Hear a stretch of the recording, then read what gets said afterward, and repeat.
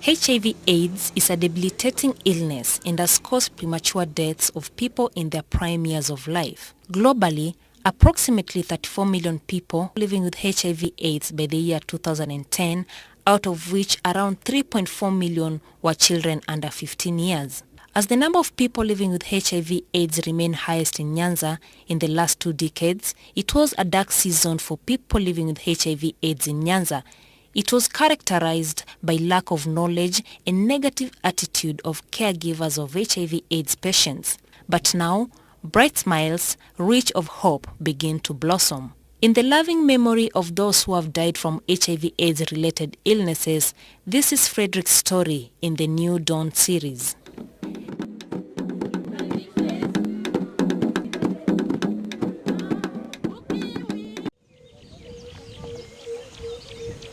In a calm, beautiful afternoon, Doris, the moral caregiver icon, strolls with us through rural roads to Fredrick's home. She introduces us to Fredrick and allows Grace, who is the resident caregiver, to ice break for an interview session. To our surprise, Fredrick reverses the role and instead asks us to feel at home. I am famously referred to as Eric. I am a son of this home. Please feel welcomed once more. I have been bedridden for 3 years now, which is from the year 2009. I can testify to you that these community health workers have ranked highest among those who visit me on a daily basis to check on my status. I have always enjoyed their message and counseling services. I have also benefited a lot from their close follow-up as drug buddies to ensure I build a strong wall against anti-adherence to ARVs. They have also supported me to go to hospital when need be.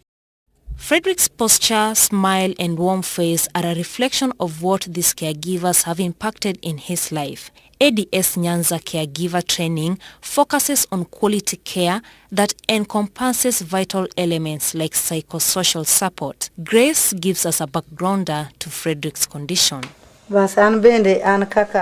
Fredrick is one of my clients. I'm solely responsible for his day-to-day well-being health-wise. When I first met him, he was down and could not sit nor turn in bed.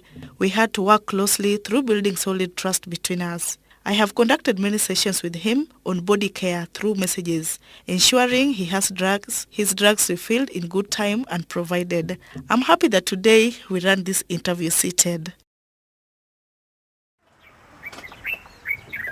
According to the 2010 MDG report, the epidemic appears to have stabilized in most regions in the world, although prevalence continues to rise in sub-Saharan Africa due to a high rate of new HIV infections.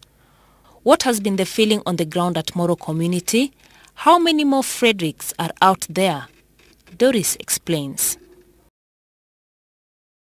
Area ni nyocha ji ng'eny, ne wang'eny ne ji ng'eny mabed ridden. It was evident all over and across the hills.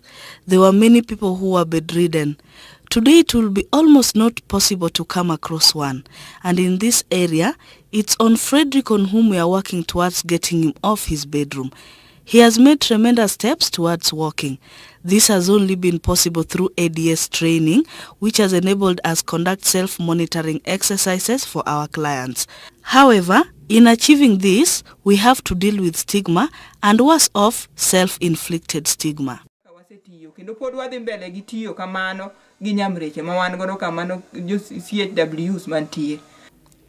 The future of HIV and AIDS in Kenya and beyond depends on a number of variables, one of them being social stigmatization. Misconception may also result from beliefs such as that HIV and AIDS is a curse from God. Such widespread misconceptions are likely to reinforce stigmatization and lack of commitment towards access and adherence to treatment regimen, as well as the general care for children living with HIV and AIDS. What's Fredrick's take on this? As you can see, as much as I'm able to sit now after many years of being bedridden, I still cannot walk out of the house without support. It will be my desire to take initiative and talk to masses about the relationship between HIV and stigma. I'm happy that many have come to understand that HIV is a condition and not a license to kick your brother or sister out of your life. In dealing with adherence to drug taking, besides a human drug buddy who reminds him to take his drugs, Fredrick has made good use of technology by setting timer alarms for his drug times. His room is neat and all that he needs is within range. It is clear that ADS Nyanza, through its partner Christian AIDS, have placed a smile on Fredrick's face. A smile on Fredrick's face is a smile on their caregiver, enabling them to run their own activities as well, with great hope that they are eradicating the bedridden concept in the community. Caregivers have ensured that widespread knowledge of HIV and AIDS among the Kenyan population is mainly important in avoiding transmission of the virus. This has translated to quality care through strengthened home-based care, patient support centers, and nutritional support for people living with HIV/AIDS in our communities. For the ADS program, we've had a lot of interactions with them in terms of the people living with HIV/AIDS. We've had trainings. We've also had IGS, beekeeping. They've had table banking and even the shelter project. And just of recent, 2 days ago, we had training with them on people living with HIV/AIDS. So with ADS support in the ground, the adherence in the PSC, in our patient support center, has been enhanced. We've seen less of patients who are defaulting since we started interacting with them and having community activities together with them.